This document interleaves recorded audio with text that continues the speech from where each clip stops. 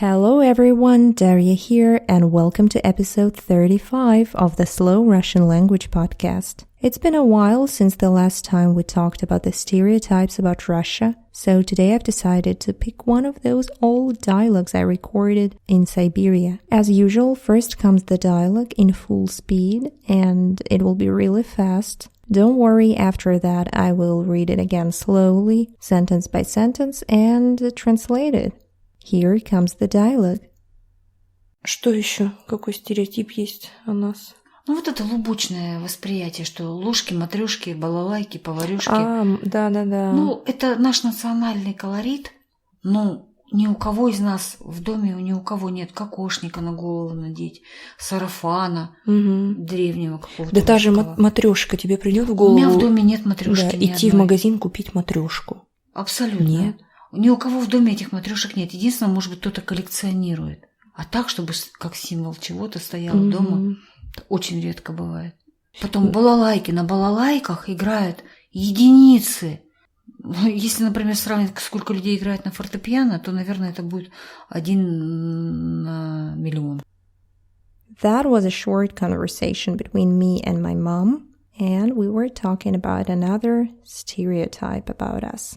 Let's try to read it again and translate it. I was the one who started the conversation, and I said, что еще?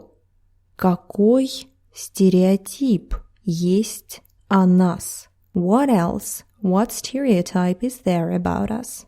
I asked, что еще? What else? Because it's the last part of the series, and it means that we've been talking about it before. And now I'm asking, what else? Что еще? Какой стереотип? And she replied with a very difficult sentence full of Russian words. Listen. Ну, вот это лубочное восприятие, что ложки, матрёшки, балалайки, поварёшки. Well, this cheap folk perception, those spoons, nesting dolls, balalaikas, ladles.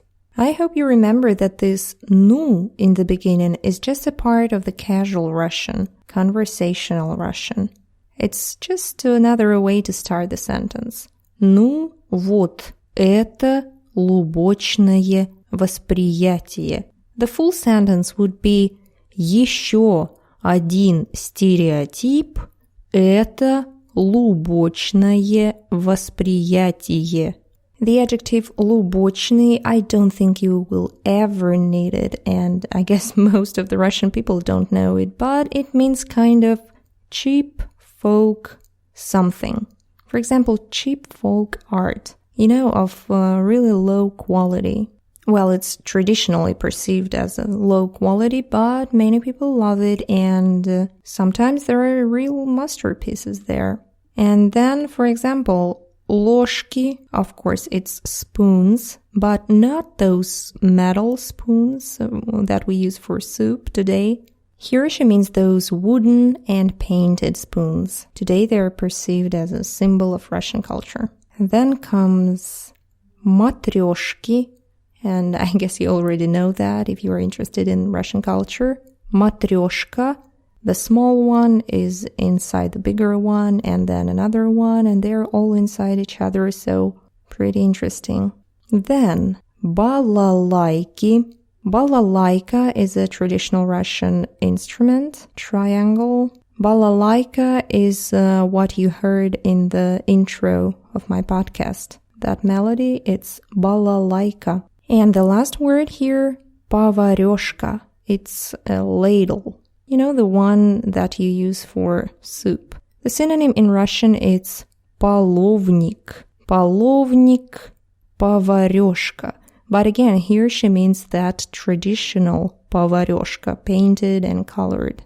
I don't think that you seriously will need any of these words, but at least next time when you come to Russia, you will know what to expect in a souvenir shop. Okay, we're moving on, and I kind of demonstrated my agreement, like, да, kind of, oh, yes. And in Russia, it's very common to repeat da or нет 3 times. Not just да-да, kind of yes, but 3 times. Да-да-да. It's kind of when you want to support the conversation, show your interest and agreement with what your partner is saying. Да-да-да. And then she continued. Ну, это наш национальный колорит. Но ни у кого из нас в доме ни у кого нет кокошника на голову надеть, сарафана древнего какого-то. It's our national culture, but no one has these things in their homes. No one has a kokошnik to put on their head, or some ancient sarafan. Again, so many Russian words here. And this sentence is really difficult, so let's try to understand what's going on here. First, again, she started with ну.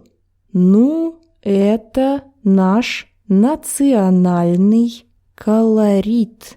The word колорит, literally it means colors. You know, when you look at the painting, some masterpiece, you can analyze колорит, like what colors the master used and what the effect was. But also, when you hear the phrase национальный колорит, and it's very typical to use, it means just national culture, all those symbols. For example, Japan, национальный колорит Японии, or maybe японский национальный колорит.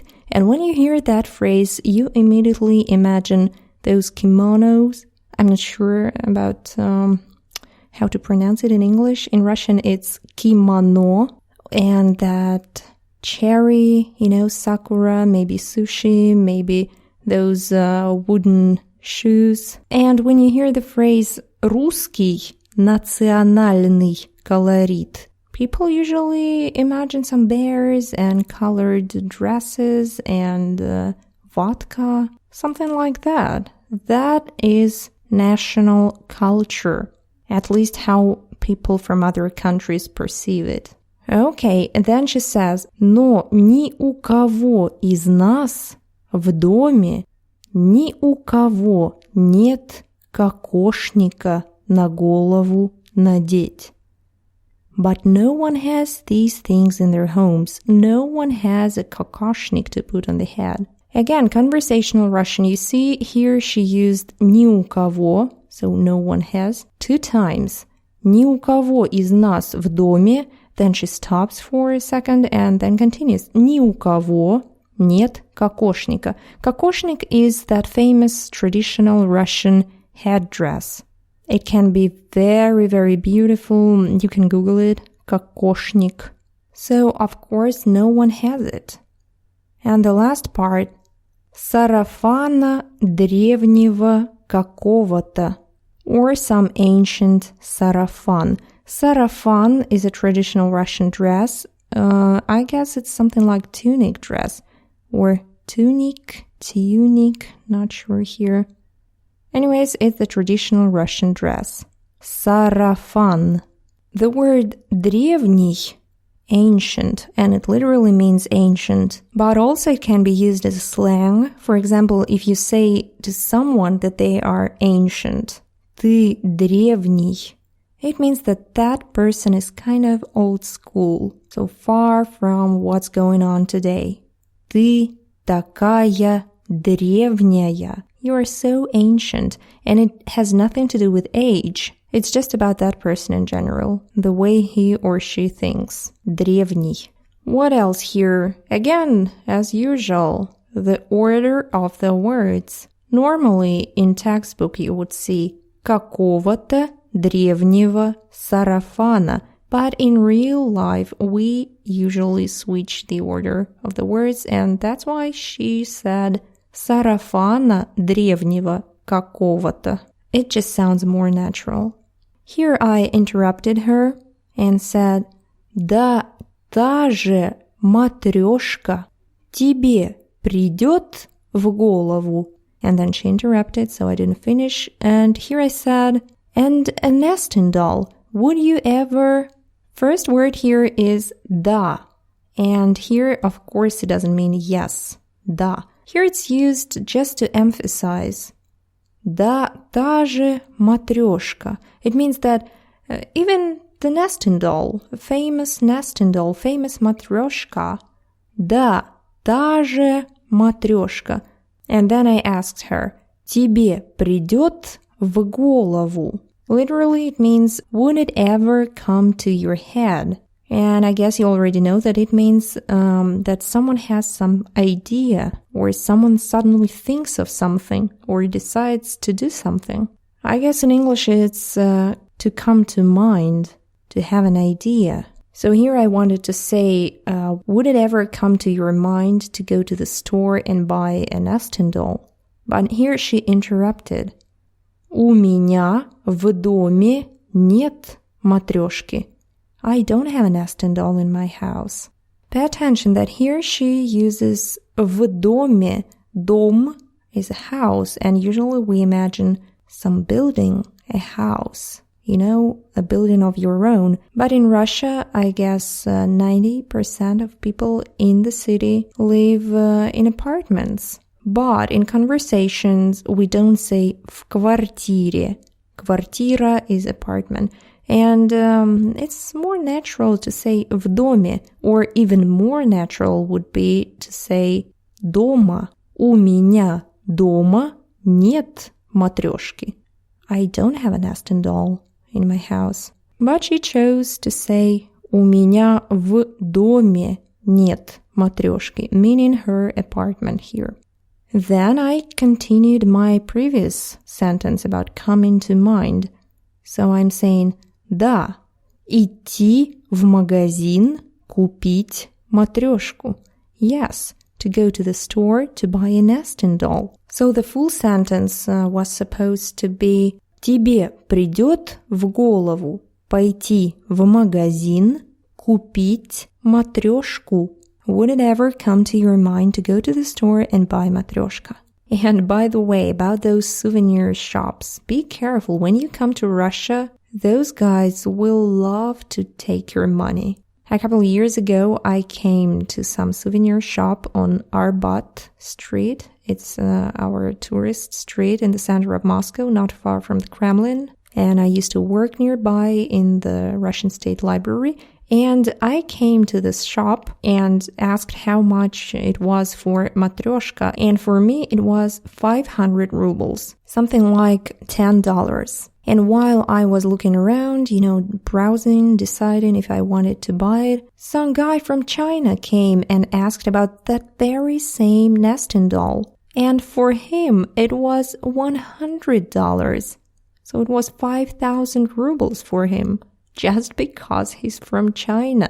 So be careful with the prices when you come to Russian souvenir shops. As soon as they see that you are a foreigner, they will try to sell it like a fortune. And usually it's some junk there, so not worth that much of money. Okay, we're moving to my mom's reply.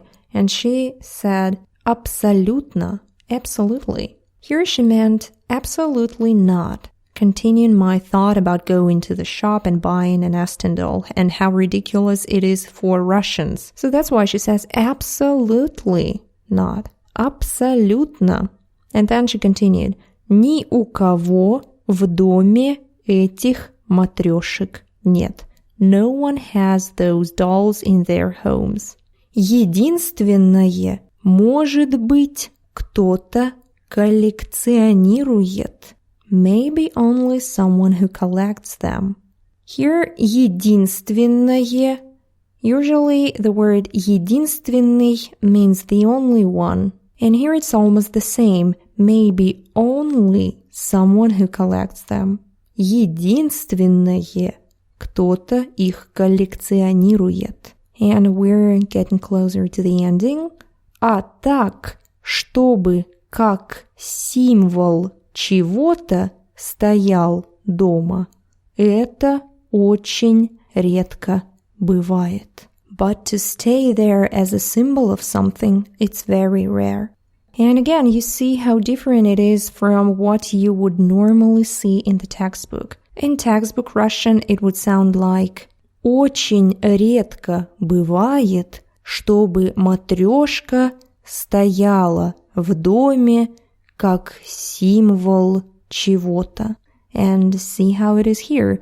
А так, чтобы как символ чего-то стоял дома, это очень редко бывает. So you see everything is different. The order of the words is different. The noun is missing, so it's pretty difficult to understand. Okay, the next sentence. Потом балалайки. And then балалайкас. Again, those instruments. На балалайках играют единицы. Only singular people play them. It means that almost no one plays them. It's very common to use this единица. It comes from the word один, one, единица. Единица is a name of the number one. Number one is единица. I mean that figure, one. Единица. And usually we use it for some unique people. For example, a very great specialist. Таких специалистов в мире единицы. And so, those единицы играют на балалайках. It means that almost no one plays балалайкас. And the last sentence. Если, например, сравнивать, сколько людей играет на фортепиано, это будет 1 на миллион. For example, if you compare with how many people play the piano, it would be 1 to a million. And again, this sentence is very conversational. You can rephrase it like, например, если сравнить, сколько людей играет на балалайке и сколько людей играет на фортепиано, это будет 1 на миллион. So it means that 1 million of people would play the piano and only a single person would play balalaika. And that was it for this short dialogue, full of Russian traditional stuff. What else I wanted to say today? Don't forget to check out the show notes because now I put the text there. I will put the dialogue right there. And also you can find this episode on my website, realrussianclub.com/slowrussianpodcast. Also, you can go to realrussianclub.com/book and check out my new ebook, 600 Real Russian Phrases for Everyday Life. And I've decided to write that guide after several years of work with foreign students. I noticed that the most common problem is that they don't understand the real Russian language. Even the students who have been learning Russian for several years, they either don't understand native speakers because we use slang and some special phrases, or they just can't communicate because their language, I mean their Russian language, is very poor. I mean that Russian from the textbook, and no one uses that, so it's very difficult to communicate when they visit Russia. And what will you get there? You will get a PDF with the book. It's about 75 pages with 600 Russian phrases divided in sections. For example, how to reply to apologies, how to talk about food, how to encourage something, how to react to bad and to good news, and so on. There are phrases for beginners, for intermediate level students, and for advanced students. Also, I've recorded all those 600 phrases in MP3 and left pauses there so you can repeat after me and practice your pronunciation. And all that just for $5 on realrussianclub.com/book. Don't forget that you can always contact me on realrussianclub@gmail.com and ask any questions, and maybe you have a suggestion for the future episode. Maybe you are interested in some particular subject about Russia. I'll be very happy to make an episode for you. And I guess, I'm starting to lose my voice. So that was it for today. Thank you very much for listening. And I hope to see you in the next episode of the Slow Russian Language Podcast. Bye-bye.